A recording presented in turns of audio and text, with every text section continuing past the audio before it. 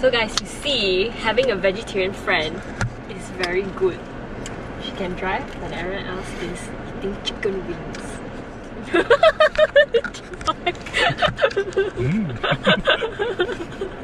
Alright, hey guys, what's up? I'm currently in the new CX-30. Very it's alright looking Mazda, and hello, hi. It's quite nice to actually be on a drive where we have 4 of us sitting in the car together. Honestly, it feels quite nice when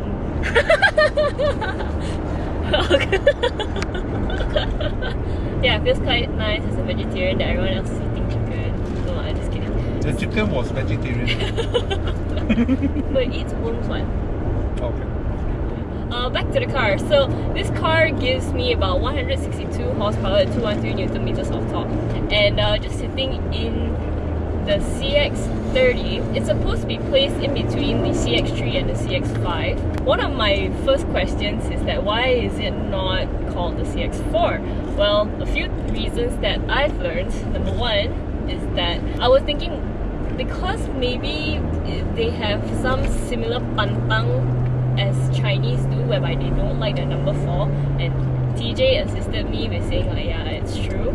And also I've recently learned from Bobby that they actually have another car with the CX-4 badge as well. So yeah, there you go. This is why it's called the CX-30. Okay, so sitting in this car, even though it's like a crossover, I actually like the fact that I'm seated pretty low, and it does feel like I'm enclosed within my own area, because if you notice the design of the interior, it actually starts from the side right here and ends at the passenger side. And when I'm seated low, you can see my face is actually to the level of the door right here.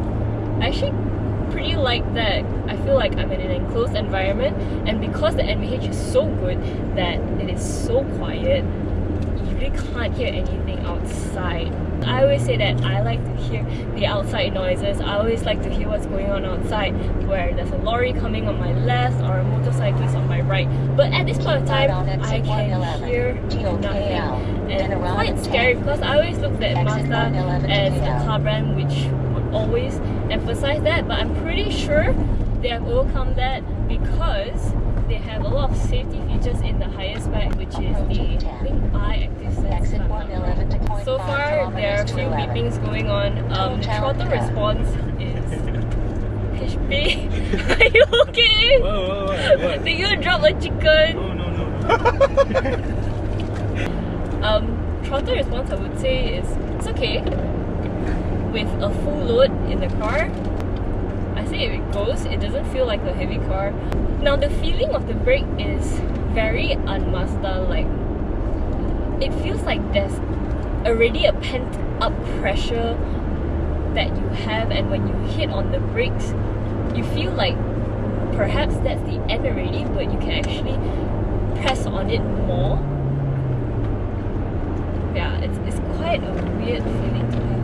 Alright, so looking at the CX-30 from the back, I mean, when you look at the Mazda 3 and the design language that it has, the fact that it doesn't have lines and it emphasizes on the curves using the colors that Mazda has right now, I mean, the lineup is great. The lineup colors are great. I mean, there's not one color where you look at it and go like, wow, that one damn ugly. No, you don't have that. So I think the fact that they do that, and when you look at it from the back, there are just so many lines at the back. I just don't understand. I feel that's quite contradicting in a way. I understand that Bobby actually likes the lighter colors better, but I actually prefer the darker colors. I like the navy blue, I like the black. I like that the lights actually fade together with the colors, because at night when the color comes on, when the brake light comes on, there's that attractiveness of the lights. Because right now when I'm looking at it, similar to the CX-9, it feels like it's too small for the body. It's just, to me, it doesn't feel proportionate, and yeah, it just feels like the body is like 90% and the lights are just 10%. That's how it feels to me.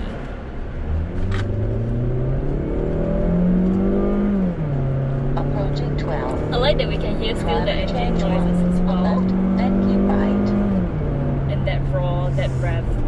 Still very Mazda-like, which I completely love. Something that HP pointed out as well just now, the lights, the turn signals, the indicators actually fades out. I think that's a very nice touch. I like this type of cars whereby you don't see everything at one sight. You don't look at it and be like, okay, I know everything about this car. The more time you spend with the car, the more time you understand the car, the more things you find out about the car, and that's basically why I love Mazda so much. Until now, I'm learning so many things from MX-5, like how much my bushing costs, but yeah, certain things that Mazda does, which I think they do pretty well as well. Now I'm on the highway. Honestly, it's a good drive. I feel very comfortable. Something I noticed as well, you notice this headrest, it goes right into the seat. It seems like it's one piece. It's actually not. You can actually take out the headrest from here, and I think this is a brilliant design as well. So yeah, that's all for it for now, and more to come. Alright guys, so I'm driving on the highway now. I'm going at about 100-ish, and full load, I don't even feel like I'm going at 100-ish. I could probably press for more. The drive is nice, it's comfortable. If compared with the Mazda 3, definitely the Mazda 3 is sportier. This is a very comfortable car. It looks like they have succumbed to what the market wants. It's very comfortable, very family oriented, which is in no means wrong. I mean, it's good. So these are the differences, I guess. If you want a Mazda 3, it's definitely sportier. But if you need something that is more comfortable, especially for your back passengers, because I remember sitting in the Mazda 3 and it was very, very, very bumpy as compared to the CX-30. CX-30 is way more comfortable.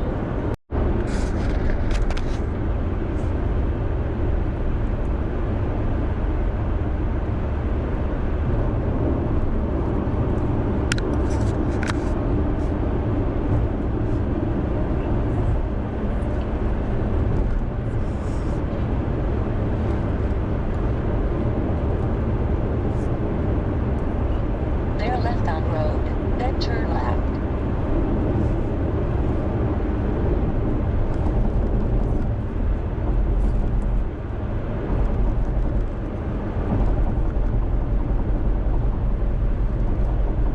Turn left on road, then arrive at 21. Driver change to.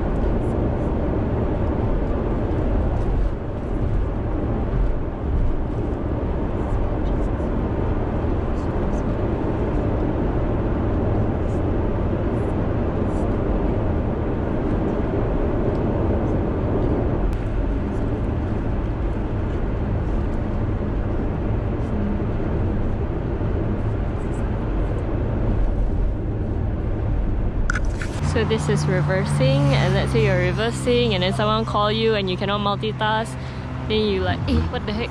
Yeah, they'll stop for you. Pretty cool.